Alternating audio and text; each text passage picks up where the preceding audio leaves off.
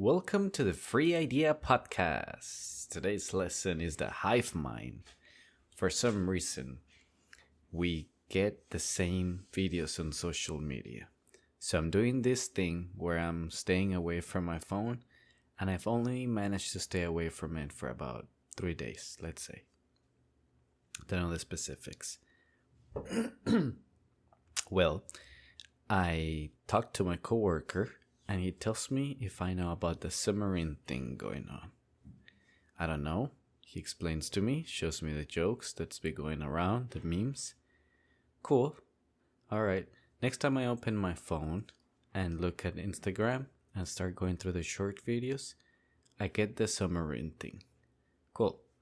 Then, when I talk to another person about the submarine thing, if they know about it, they say yes. And they talk a lot. A lot of the same points that we all know. Like, I knew the facts that she was saying and the same facts that I was saying. Then I talked to my wife that hasn't used the phone too, because she hasn't. She's doing the same thing. She doesn't know nothing about the submarine. But I explained, and now she does. She only goes on Instagram to post stuff and not to really consume the shorts. So what I found out is that I spreaded the idea of the submarine to somebody who did not use the phone the same way somebody else spread it to me when I wasn't using the phone. And it brought me to this point. When I tested last time Instagram videos, I came to the conclusion that Instagram will show me videos that I pay attention to. If I looked at cars, that's what it will show me. If I looked at quotes, that's it. It'll give me more of that. Here and there, it'll try to test me and send me something else.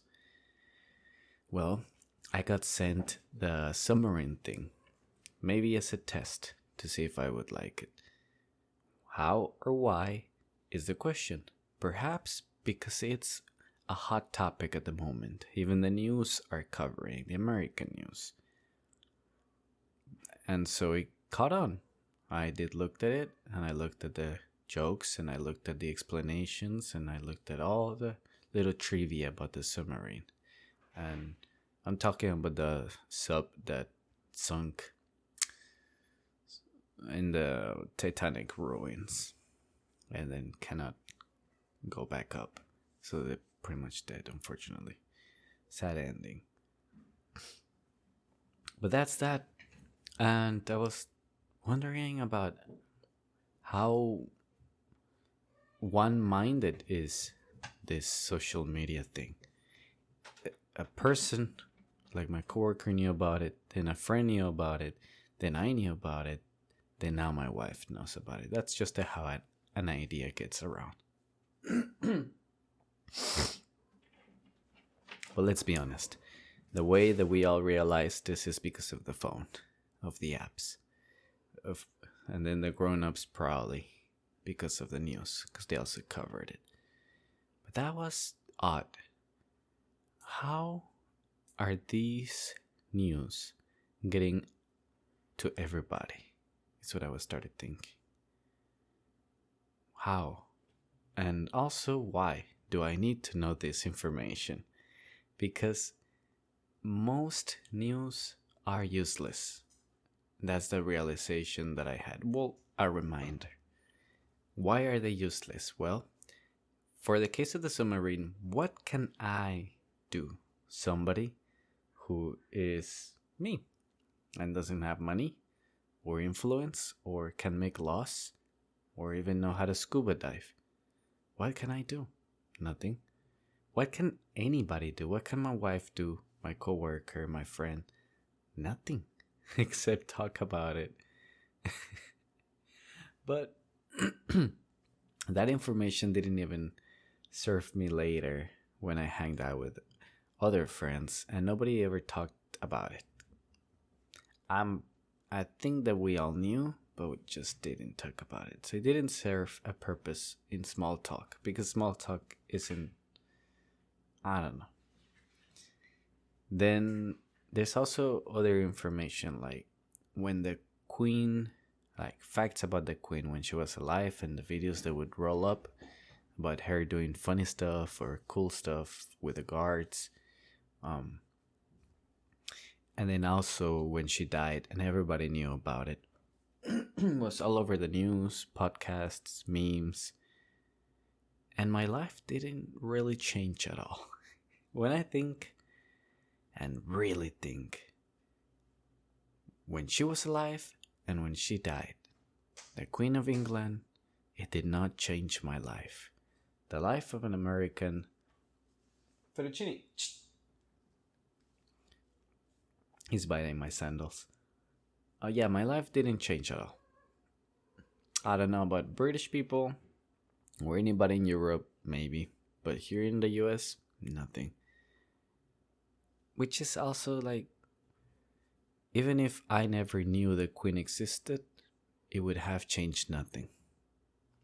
You get me? That's my point. A lot of the information that we get online is useless. It serves no purpose, and yet it feels like we are an authority or in a position of power, because as the saying goes, knowledge is power. And if you know what's going on with the Queen and the submarine and maybe Cardi B, you feel like you're in power, like you're on top of things and nothing will slip. And I think that's all it is, a feeling of being in control of the knowledge going around. Let me see. What's that? This cat's scratching the sofa. So, whoa. Just running around. They got the zoomies, you know, when cats just get energy out of nowhere. Most likely at night. And they just start running all over the house. That's what they're doing. Being pretty crazy right now. So going back to that. It really is information, most of it useless. Even information that I like. I feel too, or I think, that a lot of the podcasts that I hear where they talk about the new gossip of politicians, like the president or conspiracies, anything of that sort, vaccines, etc., it feels too like that's a man's gossip. The same way a woman's gossip is who is dating who, what clothes did they wear here, who insulted who. I don't even know good examples because I'm not into the gossip girl world. But yeah, talking about Biden or Trump or his son, you know, all that stuff that's going on, feels like a man's gossip. Because what will I do with that information? Absolutely nothing. You could argue it can influence my vote, but do I really need all that information to influence my vote? Like, there has to be a limit. Like, at one point, I just need to hear enough and be like, okay, cool, that's the one I'm voting for. All right. My body isn't that powerful anyways for me to hear 300 hours of a politician's life to know if I should vote for him. Somebody who will hear 30 minutes. Oh, for the chinny. Scratch me. Oh, he took blood. I gotta cut his nails. Anyway, so yeah, somebody who listened to a politician for 30 minutes will vote for that person. That vote will count just as much as somebody who listened to 300. So, no purpose there either. No purpose to listen to too much. That's when it becomes like male gossip. That's what I'm trying to say. I love it when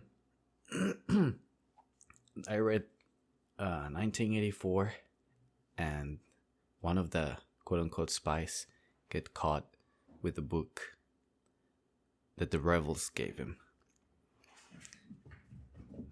They capture him and then tell him the truth, that the book was actually given to him by the enemies. There was never a rebellion. That book they created on purpose to give him hope, or to just make him continue in his rebellion.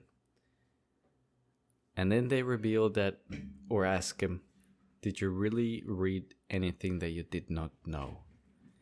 Everything you read, was there something that changed your mind in any way? Was there any new information? And all the answers is no. He read the same things he already heard as rumors, but now he's like, oh, it's confirmed.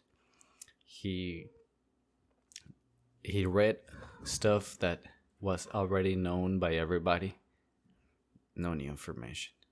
Even the new information, let's say, was like common sense. Anybody could have come with that conclusion. And so it turns out that this book of rebellion did not help at all. Pages and pages and pages that he read, and all the trouble to hide it and read it without getting caught. Useless.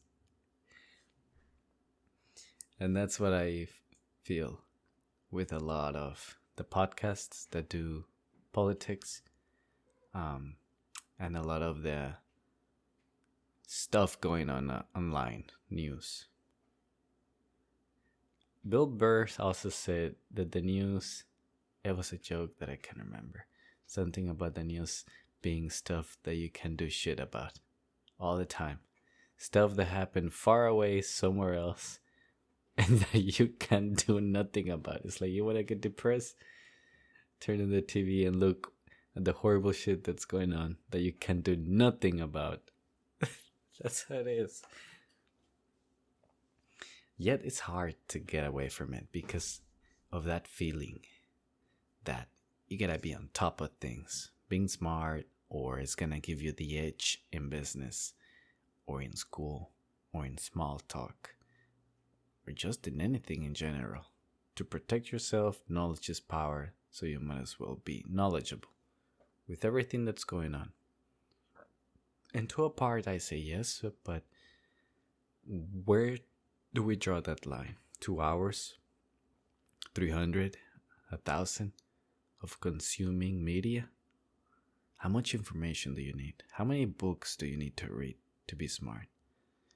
Is that type of question. Is it more about which books and which social media?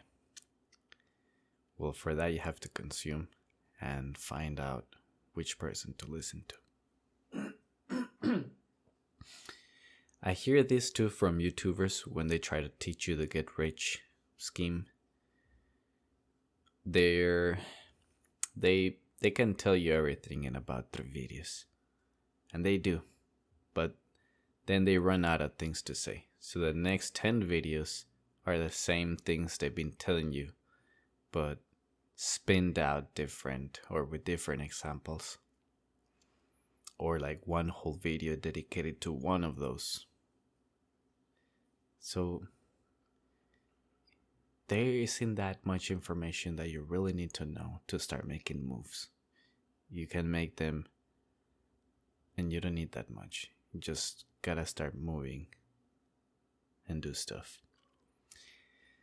Well, but back to the thing. Social media really is powerful, and it really is showing us a story at the same time to everybody. And that's impressive. Interesting that I caught that only because I stopped using the phone for a few days. And as a coincidence, in those few days, a major story broke. The submarine. Yep. Interesting, right? And that's the idea that I want to talk about.